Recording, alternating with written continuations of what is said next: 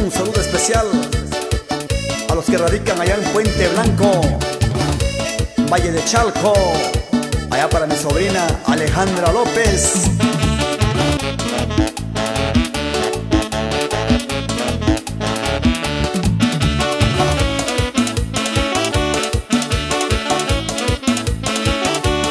Vamos a almorzar una rica machucada, vente, vamos a almorzar.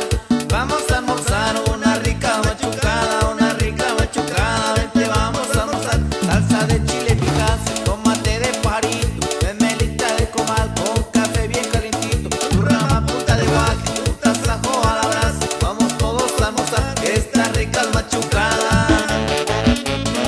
Ya viene el sabor de sus amigos de Herencia.